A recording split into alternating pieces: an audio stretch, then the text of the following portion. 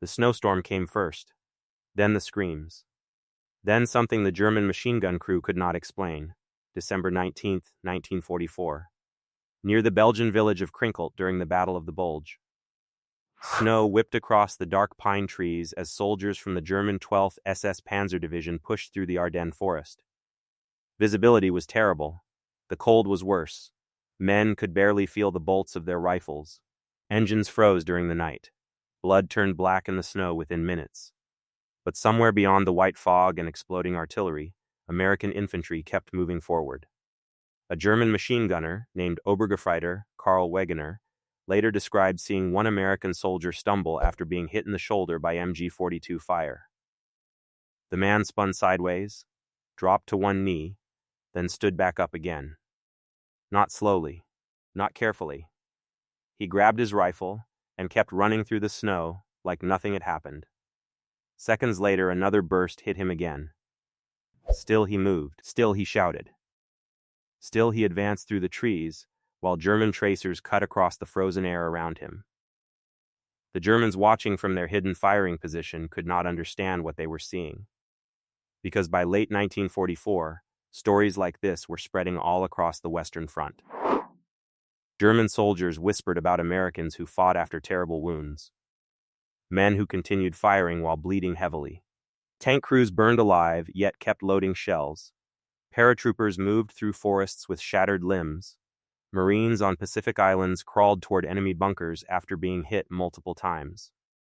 To exhausted German soldiers already facing fuel shortages, artillery bombardment, and constant Allied air attacks, it started feeling unnatural. Some blamed American drugs. Others believed it was propaganda conditioning. A few believed the Americans simply did not fear death the same way European armies did anymore.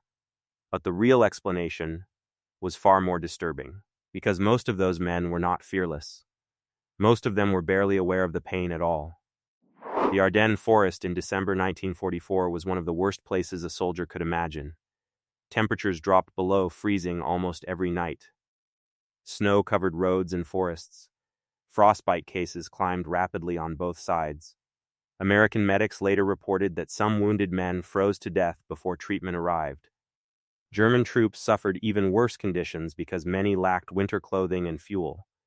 Yet despite everything, the fighting became unbelievably violent. Adolf Hitler had launched his final major offensive in the West on December 16. Nearly 200,000 German troops smashed into thin American lines across Belgium and Luxembourg. The attack aimed to split Allied forces and capture Antwerp before the Western Allies could recover. At first, German armored columns made terrifying progress. Entire American units were overrun. Confusion spread everywhere. Roads jammed with retreating vehicles, wounded soldiers, and civilians fleeing burning villages. But then something unexpected happened. American infantry units that should have collapsed simply refused to stop fighting. Again and again, German officers reported the same thing. Small groups of wounded Americans held crossroads for hours. Isolated platoons continued resisting after suffering terrible casualties. Some soldiers fought until they physically collapsed from blood loss. To German veterans who had spent years fighting on the Eastern Front, this behavior felt strange. Soviet troops often fought fanatically because retreat meant execution or political punishment. But Americans were different. Their officers usually encouraged initiative and survival. Yet somehow these wounded soldiers kept advancing through artillery fire and machine guns even after being hit. What German soldiers did not fully understand was that the human body under extreme combat stress behaves very differently than it does in normal life. Pain changes during battle. Sometimes it disappears completely. The first reason was adrenaline. Massive amounts of it. When the human brain believes death is seconds away, it releases enormous quantities of stress hormones into the bloodstream. Adrenaline increases heart rate, sharpens focus, speeds breathing, and temporarily suppresses pain signals. Modern soldiers still describe this feeling in combat today. Gunfire suddenly sounds distant. Vision narrows. Time slows down. The body enters survival mode. American troops during World War II experienced this constantly, especially infantry. And infantrymen in Europe during late 1944 lived under non-stop pressure. German artillery could arrive without warning. Mortars exploded randomly in forests. Snipers hid in church towers and ruined buildings. Frostbite destroyed fingers and feet. Sleep almost disappeared during major offensives. Many soldiers existed in a permanent state of exhaustion, mixed with fear. Then battle would begin. At that moment, the brain stopped caring about pain. Captain Charles MacDonald of the 23rd Infantry Regiment later described soldiers continuing combat after wounds they barely noticed until hours later. Some men only discovered injuries after touching wet blood inside gloves or jackets. Others kept firing rifles despite broken bones, because survival instinct temporarily overwhelmed normal physical sensation. German troops saw the results without understanding the biological process behind it. And sometimes, what they witnessed looked terrifying. During fighting near Elsenborn Ridge on December 20, American artillery observers described infantrymen staying in foxholes despite severe wounds because German attacks were too close. Medics moving through the snow found men still loading ammunition with blood-covered hands. Some were in shock so deep they barely understood they had been injured. To German attackers observing through rifle scopes or binoculars, it looked almost superhuman. But there was another reason Americans seemed resistant to pain: training. By 1944, the United States Army had transformed millions of civilians into combat soldiers at astonishing speed. Farm boys from Kansas, factory workers from Detroit, college students from New York. Many entered service with no military experience at all, yet the American training system focused heavily on aggressive movement under fire. Again and again, recruits heard the same message: keep moving. Movement meant survival. Hesitation meant death. American infantry doctrine emphasized individual initiative more than the rigid command structures used in many European armies. Small unit leaders were expected to continue missions even after officers died. Soldiers learned to react automatically during chaos. Fire and movement drills became instinctive after endless repetition. So when battle shock hit, many soldiers simply continued whatever action they had already started. Run, reload, advance, fire, survive. German troops often mistook this automatic behavior for fearlessness. It was actually conditioning mixed with adrenaline. One remarkable example came during the Normandy campaign after D-Day.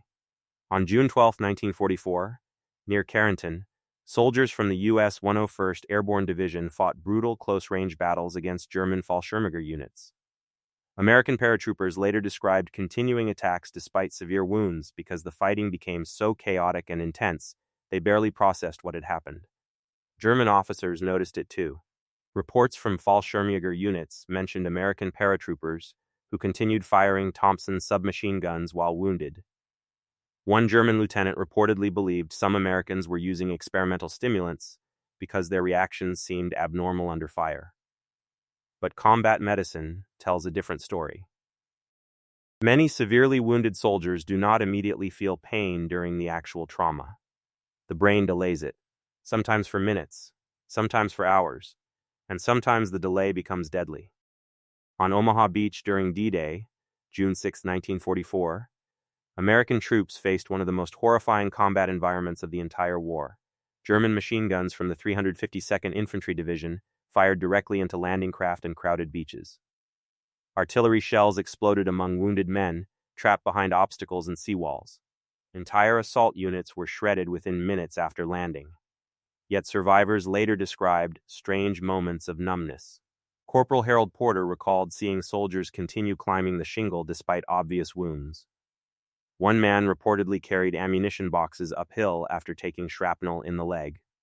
Another kept issuing orders until collapsing suddenly beside the seawall. Medics described men calmly smoking cigarettes while missing fingers or bleeding heavily. German defenders watching through bunkers struggled to understand it. Because normal human behavior should have been panic, instead many Americans continued moving directly toward gunfire. Again, the explanation was not courage alone, it was survival chemistry. When the brain detects catastrophic danger, it prioritizes escape and action over pain awareness. This response evolved over thousands of years. A wounded human fleeing danger survives longer if pain arrives later instead of immediately. During combat, especially prolonged combat, this system becomes extreme. But there was another factor that made Americans appear even stranger to German troops: morphine. American combat medics carried morphine syrettes throughout the war. These small emergency injectors allowed rapid pain relief on battlefields. Wounded soldiers frequently received morphine before evacuation. Medics pinned empty syrettes onto uniforms, so other doctors knew who had already received doses. German soldiers sometimes found these syrettes on dead or captured Americans. Rumors spread quickly. Some Germans became convinced Americans were injecting soldiers with drugs that removed fear and pain entirely. The truth was less dramatic but still powerful. Morphine could absolutely dull pain. It could calm panic. It could help wounded soldiers remain functional temporarily, but it was not creating fearless super soldiers. Most wounded Americans fought through injuries before morphine ever arrived. In many situations, medics could not even reach casualties until battles ended. Still, battlefield rumors grew larger with every engagement, especially during late warfighting when German morale was collapsing. By early 1945, many German soldiers were exhausted physically and psychologically. Cities burned under Allied bombing. Fuel shortages crippled armored divisions. Young teenage replacements arrived with little experience. Veterans from the Eastern Front carried years of trauma into the West. Facing heavily supplied American forces with endless artillery and vehicles already felt overwhelming. Then they witnessed wounded enemy soldiers continuing to fight. It created fear. And fear changes memory. One of the clearest examples happened during the Battle of Hürtgen Forest between September and December 1944. The dense German forest near the Belgian border became a nightmare for American troops. Rain turned trails into mud. Trees exploded into deadly wooden splinters under artillery fire. Visibility remained terrible. Casualties mounted rapidly. The fighting destroyed men mentally. Entire companies vanished into the forest and never returned intact. German defenders hidden inside bunkers and trenches watched Americans continue assaults despite enormous losses. Wounded soldiers stumbled through shattered pine trees while artillery ripped branches overhead. Sometimes men became so disoriented, they barely reacted to injuries. Private First Class Arthur Couch later described seeing fellow soldiers continue advancing after wounds simply because stopping felt more dangerous than moving. Combat instinct took over completely. German machine gunners observing these attacks began describing Americans as numb to pain, but the reality inside those soldiers was far darker. Many were operating in states of severe combat shock. Combat shock during World War II was not fully understood. Today it would often be called acute stress reaction or trauma response. Under constant fear and exhaustion, the human nervous system can partially disconnect from reality. Emotions narrow. Physical sensations dull. Soldiers become focused only on immediate survival. Some later remembered battles clearly. Others barely remembered them at all. Doctors during the war documented cases where soldiers continued functioning after terrible injuries, only to collapse emotionally afterward once safety returned. The mind postponed pain because survival required it. German troops witnessing only the battlefield moments never saw the collapse later. They saw the attack. They saw the movement. They saw the wounded soldiers still firing. And they built myths around it. The Pacific War intensified this perception even further.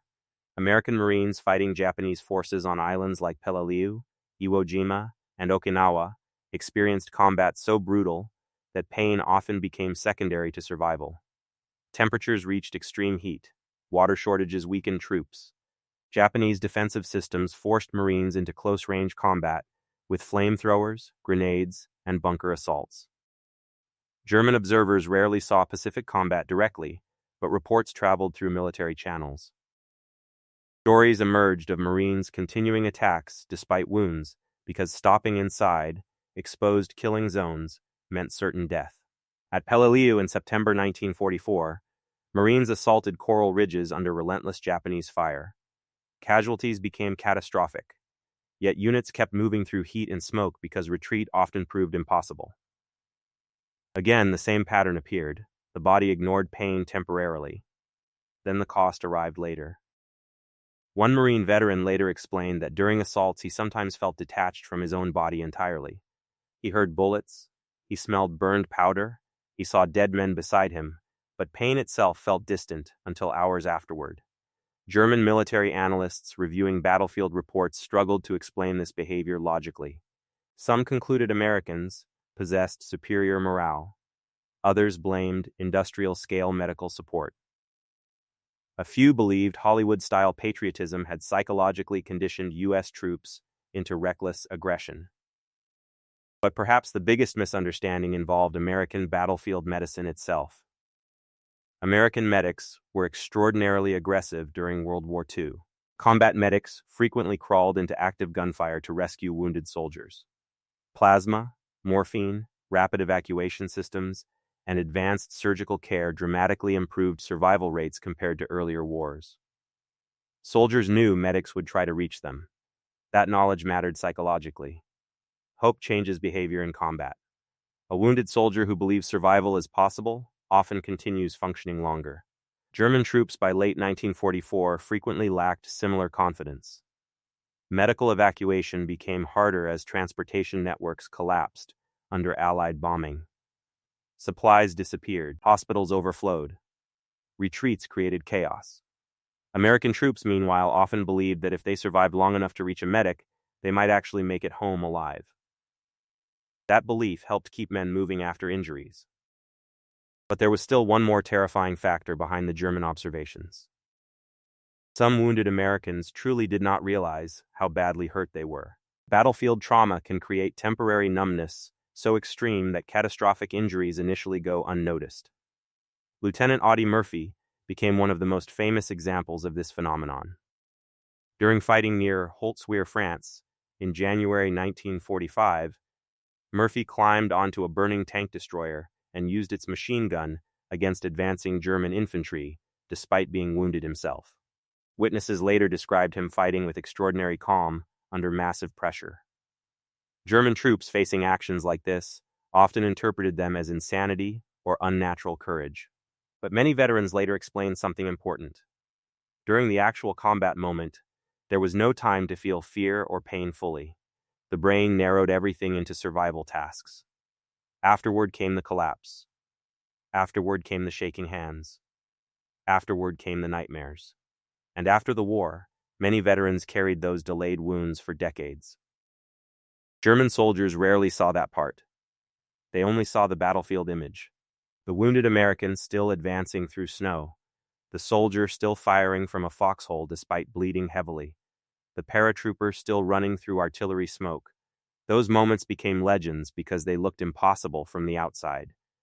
Yet the truth was painfully human. The human nervous system is capable of extraordinary temporary responses under extreme danger. Pain can vanish briefly. Fear can narrow into focus. The body can keep moving long after logic says it should stop. But eventually, reality returns. Medics during the Battle of the Bulge described soldiers collapsing the moment combat ended. Men who fought for hours suddenly fainted once adrenaline faded. Others began screaming from pain only after reaching aid stations. Some discovered wounds they never knew existed. One army doctor near Bastogne later recalled a wounded infantryman calmly discussing ammunition shortages before suddenly looking down and realizing blood had soaked through his entire coat. Only then did the pain hit him fully. The body had delayed it until survival no longer demanded movement. German interrogators who later questioned captured American soldiers after battles often discovered something surprising. Many Americans themselves could barely explain what they experienced during combat. Memory gaps were common. Emotional numbness was common. Soldiers described operating almost automatically during firefights. This confused German officers even more. Because they expected clear explanations for bravery, instead they encountered ordinary exhausted men who often admitted they were terrified. That contradiction mattered. The Americans were not immune to fear. They were drowning in it. And fear itself was helping suppress pain temporarily. Near the end of the war, as Allied armies crossed into Germany during March and April 1945, German resistance became increasingly desperate. Cities turned into ruins. Teenagers from the Hitler Youth joined hopeless defenses. Veterans understood defeat was coming, yet fighting remained vicious in places like Cologne, Remagen, and the Ruhr pocket. American infantry continued advancing despite casualties and exhaustion stretching back months or years. German civilians witnessing these soldiers sometimes repeated the same battlefield rumors already spreading among troops. Americans seemed unstoppable. Even wounded men kept moving. But American veterans later revealed the hidden truth behind many of those moments. By 1945, countless soldiers had become emotionally exhausted beyond normal fear. Continuous combat created psychological numbness. Men stopped thinking about death constantly, because doing so would destroy them mentally. Some functioned almost mechanically during battle. A German observer might interpret that numbness as courage. Inside the soldier, it often felt more like survival instinct, mixed with emotional shutdown. That distinction changes everything, because the war was not creating fearless heroes. It was creating traumatized survivors learning how to stay alive one more hour. And nowhere was this more visible than after battles ended. Field hospitals across Europe filled with men whose bodies and minds finally collapsed once adrenaline disappeared. Surgeons treated horrific wounds while exhausted soldiers shook uncontrollably on stretchers. Some cried without warning. Others stared silently at ceilings for hours. Medics noticed many wounded soldiers asked about missing friends before asking about their own injuries. Pain always returned eventually. Sometimes physical, sometimes psychological, sometimes both. The Germans who believed Americans felt no pain never saw those hospital tents. They never saw morphine wearing off at night. They never saw veterans waking from nightmares years later. They never saw the shaking hands, the drinking, the silence after the war. They saw only the battlefield moment. And battlefield moments can create dangerous myths, because war distorts reality for everyone involved. The freezing forests of the Ardennes eventually fell silent after the German offensive collapsed in January 1945. Burned tanks remained half buried in snowdrifts. Dead horses froze beside shattered wagons. Abandoned helmets filled slowly with ice and snow. Across the battlefield lay thousands of wounded and dead from both armies. Among them were men who had once appeared fearless during combat. But when medics finally reached many of those soldiers, the truth emerged quietly. They had felt pain after all. Enormous pain. Some had simply not felt it yet. And that may have been the most frightening part of modern war. Not that the human body could ignore pain for a while, but that ordinary young men could be pushed so far beyond normal human limits that their minds temporarily shut pain away just long enough to survive another few minutes inside hell. The German soldiers watching from snowy forests never fully understood what they were seeing, because they searched for mystery where there was only human biology, fear, training, trauma, and survival instinct colliding together in the worst conditions imaginable. The wounded Americans were not superhuman.